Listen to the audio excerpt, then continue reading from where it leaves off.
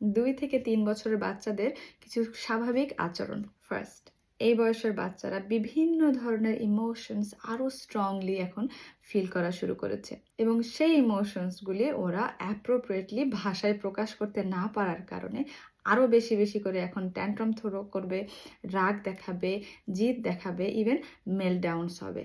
So এই সময় আপনি অ্যাজ আ প্যারেন্ট যেটা করতে পারেন, আপনার বাচ্চার ইমোশনসগুলোকে ভ্যালিডেট করুন এবং একই সাথে ওর ইমোশনসগুলি নামে এবং ফিলিংসে ওকে চিনতে এবং বুঝতে শেখান। নাম্বার 2, এই বয়সের বাচ্চারা একা একা যে অনেক কিছু করতে পারে সেটা ওরা ডিসকভার করে। এই সময় আপনি অনেক বেশি বেশি করে শুনবেন ওরা অল্পতেই না বলছে এবং আপনি কিছু করতে বলছেন সেটাতেও খুব ক্লিয়ার না বলছে এবং নিজে কিছু করবে, মি ডু ইট, আই, এই জিনিসগুলো আপনি খুব বেশি বেশি করে শুনতে পাবেন ওদের কাছে। এই সময় ওদেরকে নিজের কাজগুলি নিজে নিজে করার উৎসাহ দিতে পারেন, সেটা হচ্ছে প্রপার গাইডেন্স সাপোর্ট দিয়ে। ওদেরকে ডাইরেক্ট না এটা তুমি করতে পারবে না বা এটা তুমি করো না এইভাবে না বলে, ডিসকারেজ না করে ওদের কাজটা ওদের মতো করে করতে দেওয়ার সুযোগ করে দিন।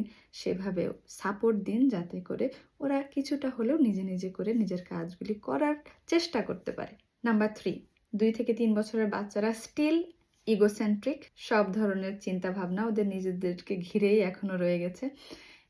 এই সময়ে এই বয়সে বাচ্চাগুলো কিছু অংশে আরেকজন কি ফিল করছে, আরেকজনের প্রতি সহানুভূতিশীল হতে হবে, এই ফিলিংসটা অল্প অল্প আসলেও পুরোপুরি এই জিনিসটা ক্লিয়ার না। অনেক সময় বয়সের বাচ্চাদেরকে দেখবেন কেউ হয়তো ব্যথা পেয়েছে, কষ্ট পাচ্ছে, সেখানে গিয়ে সে কমফোর্ট করার চেষ্টা করছে।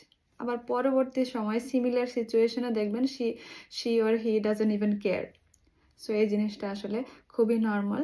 ওরা এখনও এই জিনিসটা পুরোপুরি শিখে নাই এবং একই কারণে বাচ্চারা আরেকজনের সাথে খেলনা শেয়ার করা, টেক টার্ন করা, এই জিনিসটা এখনও ওদের কাছে ক্লিয়ার না এবং সব সময় অ্যাকিউরেটলি এজন্য সেটা করতে পারে না। এখানেও একই কারণে ওদের অনেক সুপারভিশনের প্রয়োজন হয়। নাম্বার 4, 2 থেকে 3 বছর বাচ্চাদের কিছু কমন ডিফিকাল্ট বিহেভিয়ারও আছে। সেগুলোর মধ্যে হচ্ছে কামড় দেয়া, আরেকটা বাচ্চাকে পুশ করা বা ধাক্কা দেয়া, আরেকজনের হাত থেকে যে কোনো একটা জিনিস হুট করে নিয়ে নেয়া বা স্ন্যাচ করা, মার দেয়া, কিক করা, এগুলো হচ্ছে খুব কমন বিহেভিয়ার যেগুলো মেইনলি এসে থাকে ওরা নিজেদের প্রয়োজনটাকে ঠিকমতো প্রকাশ না করতে পারার জন্য এবং একই সাথে নিজের যে ফ্রাস্ট্রেশন বা অন্য কোনো ফিলিংস অ্যাকিউরেটলি প্রকাশ করতে না পারার কারণে। এই জন্য এখানেও বাচ্চার ফিলিং